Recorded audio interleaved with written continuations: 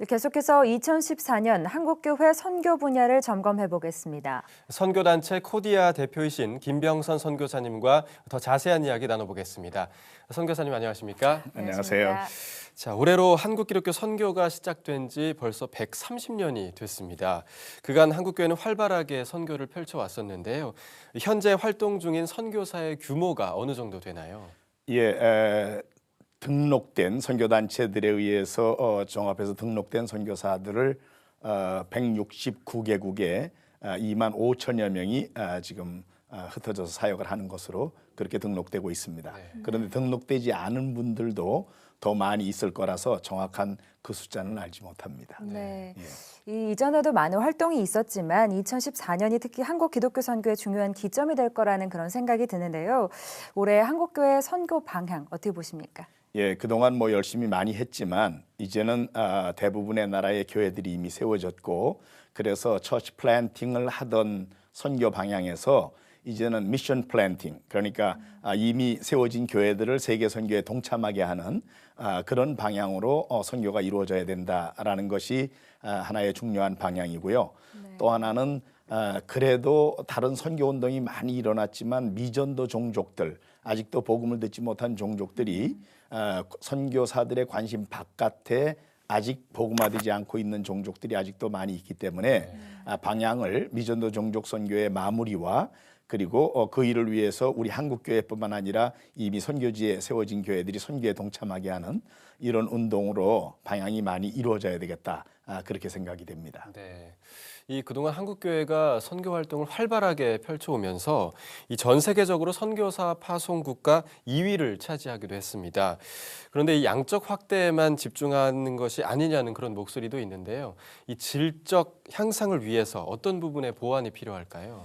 예, 최근에 그 젊은 선교 자원들이 많이 나오지 않는다라는 평가가 있어요. 이제 그저 실버 자원들, 은퇴하신 분들이 선교지로 많이 나오는 거에 비해서 젊은이들이 많이 안 나오는 게 좀 아쉽고요. 또 나오는 자원들도 우리나라가 잘 사는 나라로 많이 변했기 때문에 지금 자원들이 그저 선교사가 되기 전에 고생을 별로 안 해봤어요. 네. 배고파 눈물에 젖은 빵을 먹어본 경험이 없다는 거지요. 네. 게다가 이상하게 최근에 나오는 자원들은 성경에 대해서도 그렇게 옛날처럼 많은 지식을 가지고 있지 못하고 네. 또 어떤 의미에서 좀 생짜라는 말을 쓰면 네. 어떨지 좀 준비된 그런 자원이 아닌 분들이 네. 이제 나온다는데 좀 문제가 있는 거죠. 그래서 좀 아쉬운 면이 없지 않아 있습니다. 네. 무엇보다 중요한 게 또 선교사 훈련인 것 같은데요. 말씀하신 것처럼 또 선교지에 따라서 필요가 또 달라질 텐데 어떤 훈련이 필요한지 궁금하고요. 또 체계적인 시스템도 좀 중요할 것 같습니다. 예, 그렇습니다. 선교사로 나서는 사람들 중에 정말 소명이 있는 사람들을 우리가 잘 선별해내는 스크리닝을 한다 그러죠. 그것이 필요하고요. 선별된 사람들은 그다음에 또 꼭 훈련이 필요합니다. 이제 물론 개인적으로 인격이 하나님의 사람으로 다듬어지는 훈련도 필요하고요. 또 선교지에 가서 타문화에 적응을 하고 타문화의 복음을 증거할 수 있는 그 타문화 의사전달학 같은 거, 이런 훈련이 절대적으로 필요하죠. 물론 영성 훈련은 기본입니다. 그래서 사실 국내에서도 옛날처럼 대중전도라든지 이런 걸 잘 못하는 시대라서 많은 선교 후보생들 중에 개인 전도를 한 번도 해보지 못한 사람들 중에도 선교사로 나서는 사람들도 있다는 게 이제 문제라서 우리가 철저히 그런 훈련을 다 시켜서 보내야 된다는 생각이 있고요.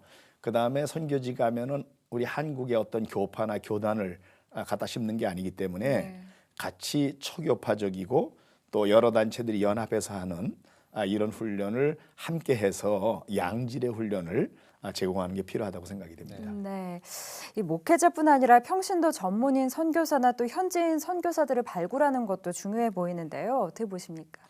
예, 한때는 이제 주로 목회자 중심의 선교지였는데 그 후에 평신도 선교 사역, 전문인 사역의 중요성 이런 것들이 이제 강조되면서 젊은이들이 이제 전문인들이 많이 나오기 시작했어요. 비자 문제를 쉽게 해결하고 또 선교비도 비교적 거기서 본인들이 돈을 조금 수입을 얻으면서 일을 할 수 있고 그 다음에 이제 장기적으로 그저 신분을 드러내지 않으면서 사역을 할 수 있다는 장점이 있어서 좋았는데 사실은 하려는 일이 진짜 전문 분야는 전도하고 제자 훈련하고 그 나라 교회 세우고 세계 복음화를 하는 게 분야거든요. 네. 그래서 사실 선교 쪽의 전문의는 신학을 하고 또 신학교를 나오고 거기에 잘 훈련된 사람들이 어떤 의미에서 더 전문인들입니다. 그래서 소위 그 전문인 선교사들이 나설 때는 본인이 가지고 있는 전문성에다 더해서 성경 지식, 전도하는 법, 또 스스로 영성에 대한 관리 이런 것도 병행이 돼야 된다는 거 이런 점이 강조돼야 할 거라고 생각이 됩니다. 네. 이 단기 선교 이야기도 좀 빼놓을 수 없습니다. 일각에서는 이 단기 선교에 대한 회의적인 시각도 조금 있는데요. 이 단기 선교가 보다 효과적으로 펼쳐지기 위해서는 어떤 노력이 필요할까요? 성경의 에바브로디도가 이제 로마의 감옥에 갇혀 있는 바울을 위해서 빌립보 교회에 파송을 받고 갔었거든요. 단기 선교사입니다. 네. 그래서 이제 그런 단기 선교사는 선교지에서도 필요하지요. 기존 선교사를 돕기 위해서 단기적으로 시간을 온전히 길게 하지 않고 가는 거지요. 그런데 이제 이것이 구상부터 한국에 있는 교회가 단기 선교를 구상해 가지고 선교지에 보내놓고 그 사람들이 본인들이 구상한 대로 움직이게 해달라 하면 선교지에 많은 무리가 생기고 오히려 부작용이 날 수 있죠. 그래서 계획 단계부터 선교지에 계시는 선교사님들이 기한을 해가지고 선교사님들에게 필요한 움직임으로 단기 선교가 이루어진다 그러면 아마 효과적인 단기 선교가 될 수 있을 거라고 생각이 됩니다. 한 가지 좀 궁금한 게 있는데 아까 말씀하셨듯이 이 청년들의 선교가 좀 감소를 하고 있고 또 실버 선교사들이 늘고 있지 않습니까? 그러한 현상은 좀 어떻게 좀 해석할 수 있을까요? 사실 뭐 선교 쪽에서 젊은이들이 더 많이 나오면 더 좋습니다. 왜냐하면 타문화에 빨리 적응하는 적응력이라든지 언어를 습득하는 거라든지 이런 거는 역시 젊은이들이 더 쉽거든요. 나이 드신 분들은 이제 언어를 배우는 것도 아무래도 좀 굼뜨고요. 그다음에 또 체력적으로도 안 되는 게 많습니다. 그래서 이제 젊은 자원이 더 효과적인 건 사실인데 그러나 주님이 선교를 명령하실 때 모든 성도들에게 주신 거지 젊은이들에게만 주신 게 아니거든요. 그러니까 이제 이 그 실버 자원들의 지혜와 인생 경험에서 가지고 있는 그 노련함이 선교지에 잘 쓰임 받도록 우리가 같이 이제 인도하는 게 필요한데 요즘은 이 실버 자원들은 많이 용감하게 나서시는데 왜냐하면 옛날에 고생을 많이 해봤던 분들이고 또 전도 경험도 있으니까 이분들은 잘해요. 근데 젊은 자원들은 아직도 좀 소침한 것 같아요. 선교로 담대히 나서는 일에는. 그래서 좀 아쉽습니다. 네. 이 끝으로 선교와 관련해서 한국교회에 당부하고 싶으신 말씀 한 말씀 부탁드립니다.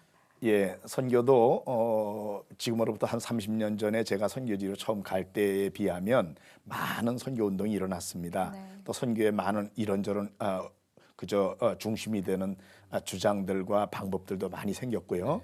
그러다 보니까 최근에 와서 문제는 성경이 말하고 있는 예수님이 지침을 주신 가서 모든 족속을 제자 삼으라는 그리고 이 천국 복음이 모든 민족에게 증언되기 위하여 온 세상에 전파되리니 그제야 끝이 오겠다고 예수님은 분명히 다른 종족 선교 그리고 미전도 종족들에게 복음 전하는 일을 지침으로 분명히 말씀하셨는데 최근에는 다른 일들로 바쁘다가 미전도 종족들 복음을 듣지 못한 종족들에 대한 관심이 약화됐어요.